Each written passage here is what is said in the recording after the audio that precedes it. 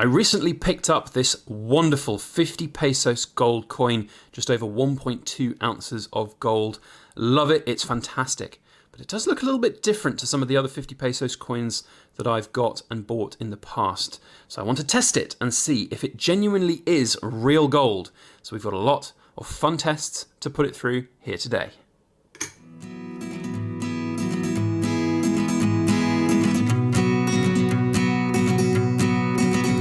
Hello everybody, Backyard Bullion here, and a very warm welcome to you all joining me for this week's edition of In Focus Friday, the show where we take a good close look at cool things made of silver and gold. And today we are indeed going to have a very close look at this 50 pesos. In fact, we're going to go as close as we possibly can on this coin by testing it to see if it is a genuine one. I bought it from Shards, which is a UK bullion dealer based up in Blackpool. They're a fantastic dealer. I've used them many times before. They're not sponsoring today's video. There was no quid pro quo for this coin. It's just a customer experience that I'm sharing here, and I would highly recommend them to anybody. I'll try and remember to put a link to their website down in the description below. Now, I purchased this coin from them as a Grade C bullion coin, and what they described it as, I was expecting an absolute dog of a coin with dings, dents, scratches, things wrong with it. They would describe it as less than bullion grade. That doesn't mean that the purity of the gold is less than stated, which is 90% for these coins, but just the condition. So when it arrived and it looked quite as nice as it did, and the fact that it's a 1946, which means it's an original or restrike, was an added bonus. And the whopping percentage over spot price, 1.25%. With shipping, it was 1.6%. But if you were local to Blackpool, picking up gold for 1.25% over spot is a pretty good deal in my books. Now, when it arrived, I was very pleased with it, obviously, as you can see, but it has something different about it to some of the other 50 pesos that I've picked up in the past. It's a little bit more shiny, and I was like, well, it's definitely been cleaned or maybe dipped at some point. But then, you know, part of me was like, well, is it genuine?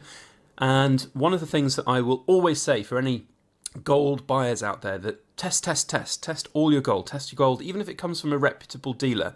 Now, this is no besmirching of Shards. They very much have a good testing regime, and they do very much, you know, not sell fakes. But at the same time, mistakes happen, and you just never know. This could be the first mistake that you get a fake gold coin. So it's always worth examining and testing your coins if you can. Now, of course, that's a little bit more difficult on brand new coins that you don't want to necessarily damage or dent or, you know, have issues with. But older coins like this, which is just bullion grade, where, you know, I can just touch this and hold this with my bare hands, just put it through all the rigorous testing that you want. It's a great thing to do. It's a great way to learn. So what I would normally do is just, for these kind of coins that I buy from a dealer, I would do some measurements and a weight test. And that would be pretty much all I would do for a coin bought from a regular dealer. It's a really good way of doing it. Gold coins, very difficult to get the exact dimensions and then the weight right. If they're not dimensionally correct and weight correct, then there's a big problem. But otherwise, you can do other things, and we're going to do those here today. The main one is a specific gravity using a pot of water, which is pretty much a definitive method to examine the density of a particular metal. But first up, I want to show you the really easy things that you could do at home, and I really would recommend people do this for any and all gold coins that they can, because it's a really great way of A, teaching yourself, and B, if you do need to come and sell this on the second-hand market at some point in the future, you'll have the tools, you'll have the evidence to show that this is a real coin, that it is a genuine coin, because ultimately, you know, the confidence that I have buying this from a bullion dealer, it would certainly be less so if I was buying it from a second-hand individual. Now, if you go up online, you can find the dimensions on pretty much any governmented coin that is out there. And for a 50 pesos gold coin, by the way, I know the calipers are not on, they're not working. Unfortunately, it seems that they've decided to break on me. The battery definitely works, tried it in a different machine, but these, I think, a bit cheap and nasty, but they've died. But do you know what? You can still see pretty well with the old school analog that this is just a hair over 37 millimeters, and that is pretty perfect for this coin, which is meant to be 37.1 millimeters in diameter. I always, as well, will rotate the coin through 90 degrees as well, just to make sure that it is perfectly circular, because sometimes you'll get coins that are just, you know, haphazardly made, not particularly well done. So that one is perfectly fine in terms of diameter for me. And then the thickness is meant to be 2.69 millimeters. Now, if I can get this to focus. Come on, camera. Come on, camera. We need to show the good people that this is 2.69 millimeters.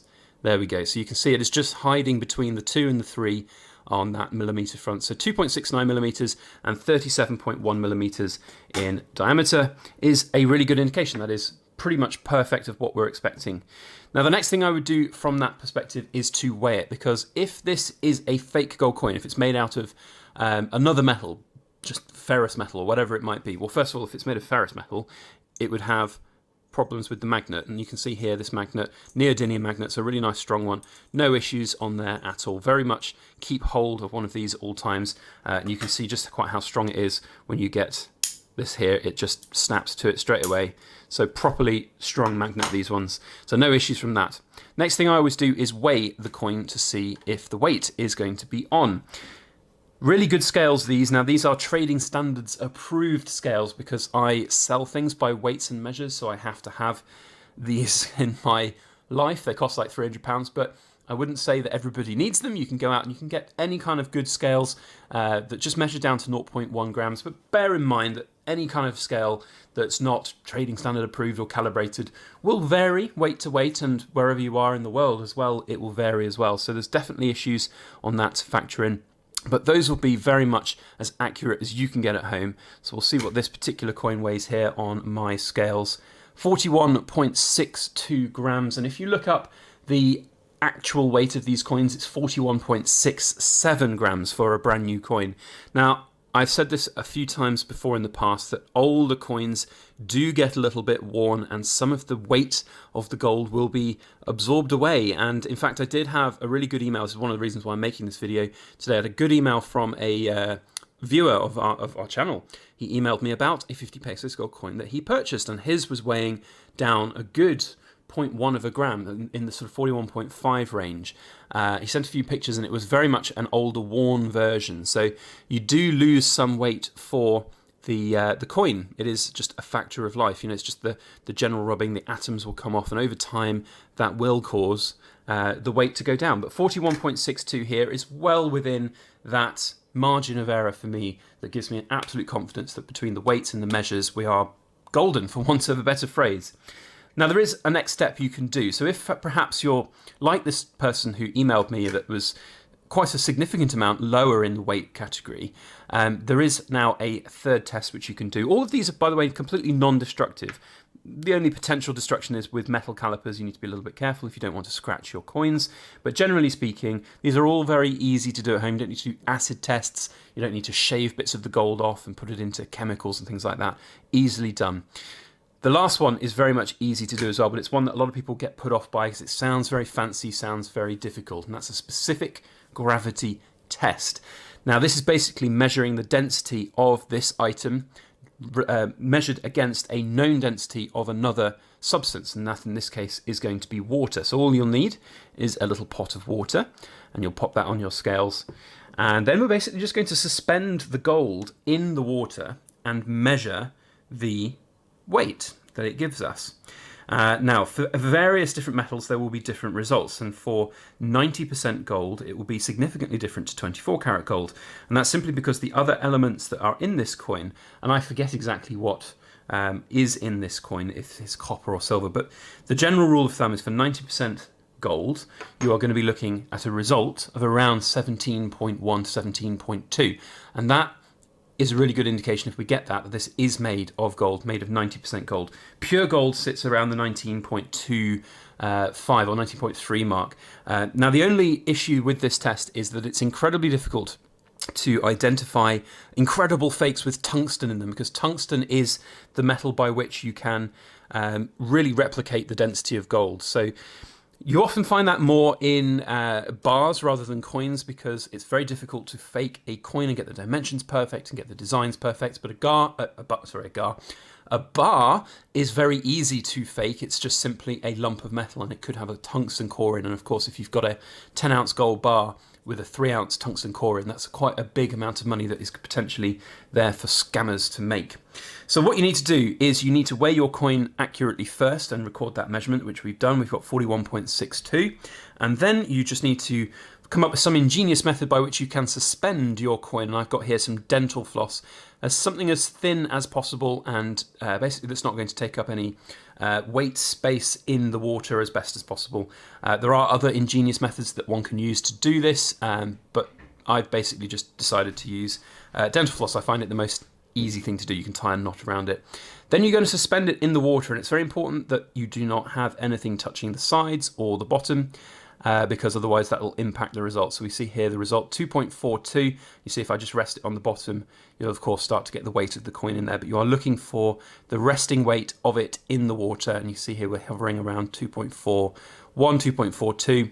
If you move it around, you can see that the results will vary as well. So try and keep it as still as possible, just below the meniscus of the water, and you'll get that result you want. So I think we're going to go for 2.42. That seems to be where it wants to sit. Now when you take the coin out, you'll see that there is a negative number on the scales. That's just because you've taken some of the water out of the system as you've gone, so don't worry about that. So once you've got those two numbers, it's really just as simple as dividing the weight of the coin, which you had at the start. So for us that was 41.62, and you divide that by the weight of it suspended in the water, which was 2.42, and you can see that that comes out rather nicely with 17.19, and that is the absolute perfect number that we want to see for a 90% gold coin. There are plenty of different resources out there that can tell you the different densities for the different alloys of gold, the more popular ones. Of course, the more complex alloys that you get down the line into sort of 9-carat gold and things like that, it's very difficult to do unless you know the exact elemental composition of all of the other parts of the item. But generally, this is a perfect result for what we want. I'm looking online now and it says anywhere between 17.18 and 17.2 is perfect. So we've got it hit right the nail on the head there, which is great for me. So that is definitive in my books to say that this is a real legitimate gold coin made of gold.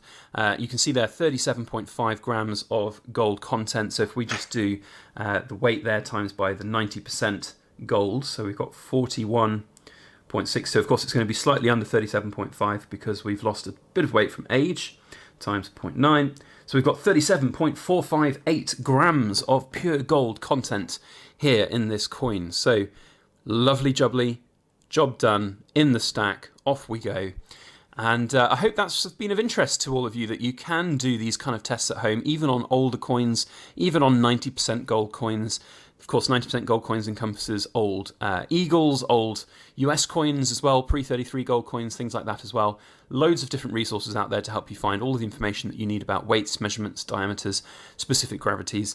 And that should give you and potentially everyone else out there some confidence in that particular coin, what it's all about, and whether it's real or not.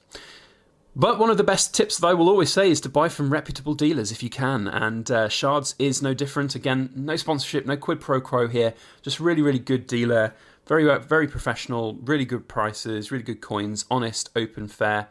Go and check them out. There's a link down in the description below. I would highly recommend them because I've used them a number of times. They're great.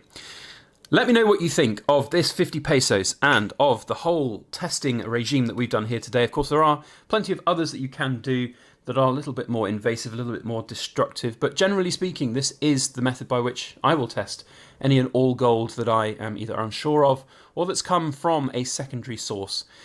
It's really definitive in my books, and I don't think we can get any further from that. So hopefully that will put to rest anybody who might think that this particular 50 pesos is a fake one because it looks a little bit shiny. And believe it or not, I did get quite a few comments, people saying that when I've showed it in a few other videos. But hey ho, we learn, we move on. It's a pure gold coin. I hope you've enjoyed the video. If you have, thumbs up, share this around on your social media. Otherwise, have a fantastic day and a fantastic weekend ahead, and we'll see you on the next one. As always, please make sure that you like, share, comment, and subscribe for more.